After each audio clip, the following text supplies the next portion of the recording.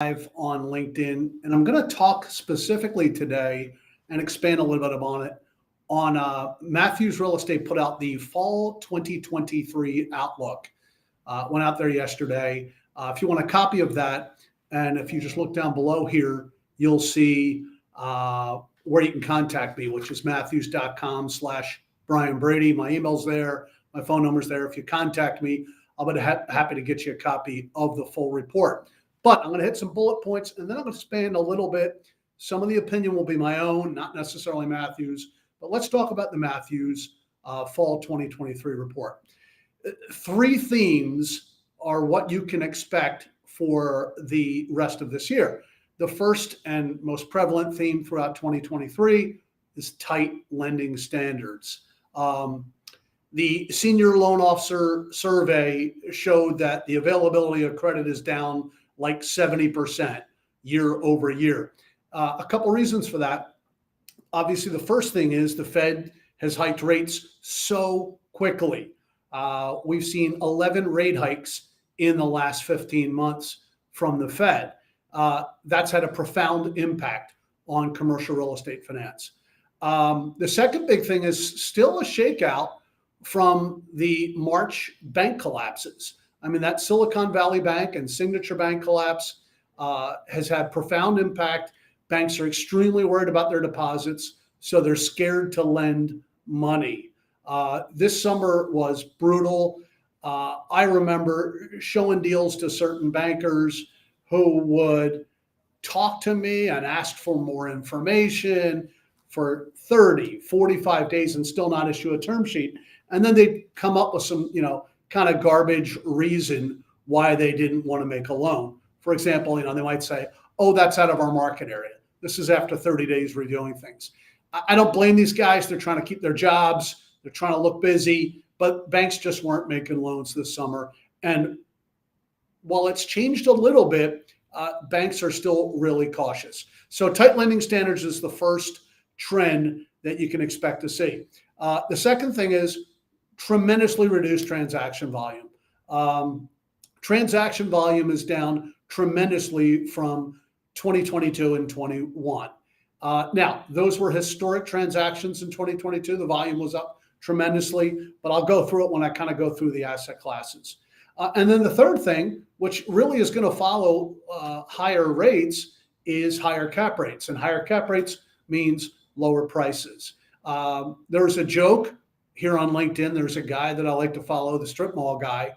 He made a comment like, he said something like, sellers are looking for 5 caps and buyers are looking for 8 caps. And that's the problem in the commercial real estate world right now. That's not necessarily untrue. While the spread might not be that much, buyers are looking for higher cap rates than sellers are willing to part with. So while we have that, we're probably going to see reduced transaction volume well into next year.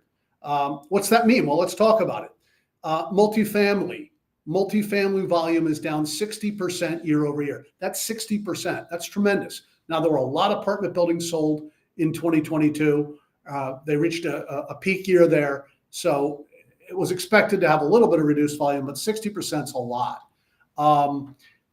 It's so prevalent here in Florida. You're looking at in that under $10 million market, you're looking for sellers that are still looking for 4.5 caps. And the market's kind of shifted closer to 6. So there's a logjam there. There's just so much disparity of what buyers are willing to pay and sellers are willing to sell for. We do see cap rates rising there. I would not be surprised if at the end of 2024, deals were being executed close to 7% in multifamily on cap rates. And that would be not just nationwide, but in markets like Florida. Markets like Miami or Southern California, you might be able to take off 100 basis points off that, but I would not be surprised to see 7% cap rates for multifamily properties in 2024. Industrial cap rates are up. The average right now is 5.7%. Again, I wouldn't be surprised to see that get closer to 7%. Volume is down year over year.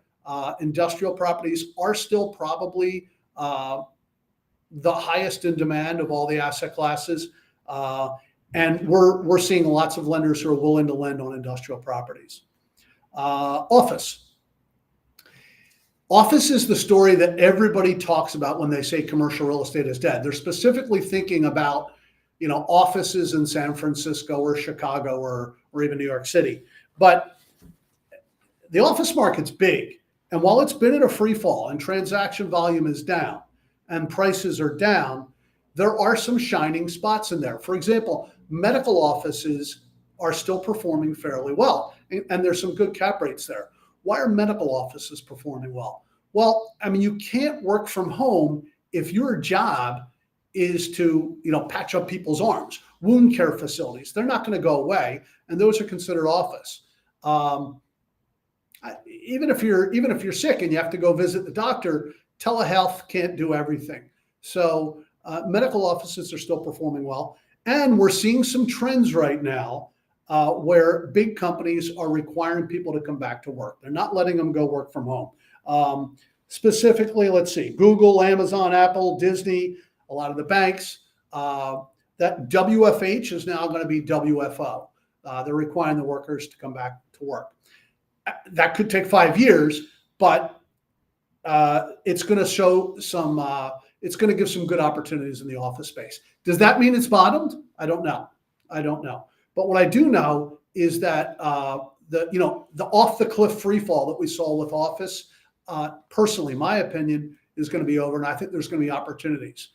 I have lenders, life cos, who are willing to make loans on good office buildings with a varied tenant base. So that's good. Finally, retail.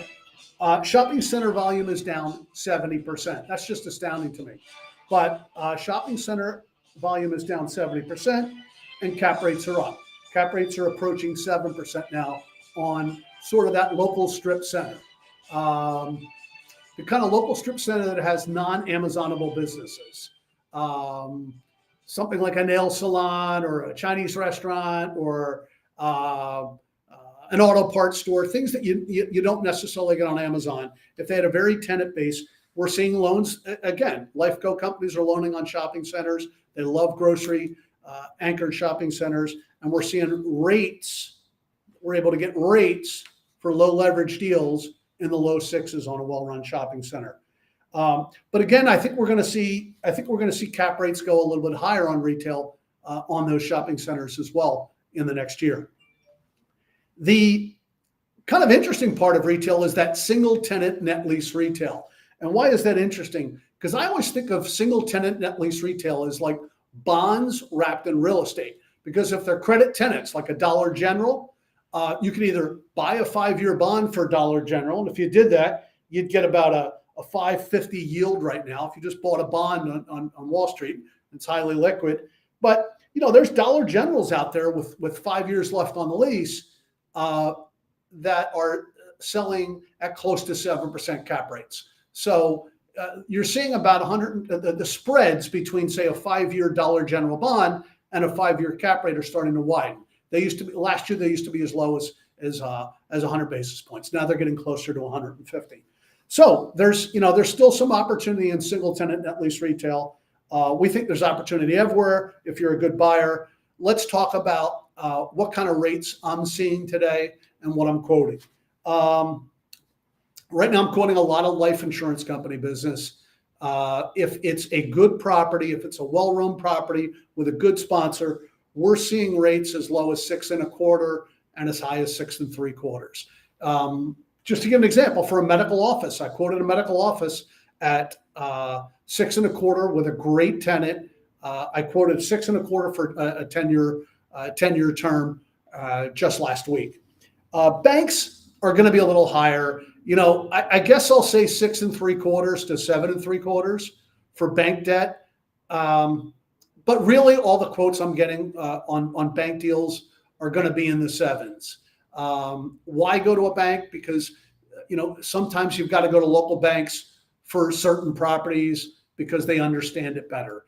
And some of the institutional investors, like the big institutional investors, like life insurance companies, like some of the debt funds out there, they just won't understand some of these smaller local properties and tertiary markets. So you'll see something there in the sevens with the banks and bridge debt. Before I go to bridge debt, multifamily loans, we just quoted one at 6 3/4. We quoted one last week at 6.5. This is for a 5-year term. The 10-year money's a little cheaper. This is agency debt. This is going to be Freddie Mac quotes that I did. These would be essentially up to $9.5 million for what the Freddie small balance product is. In fact, Freddie just reduced the rates, which was pretty good news for us. So kind of like a recap, life debt's going to be in the low 6s, multifamily agency debt's going to be in the high 6s, mid to high 6s, bank debt for some shopping centers if you can't qualify for life debt, for offices if you can't qualify for life debt, you're going to be paying in the 7s. Again, if you want a copy of the full Matthews report, it's a great report. It talks about those 3 trends of tighter lending, higher cap rates, and reduced transaction volume. Just go right down here, thematthews.com, Brian Brady. You'll find my contact information there. Give me a call, send me an email, and I'll get a copy of it over to you. Today is September 13th. As always, great to communicate with you.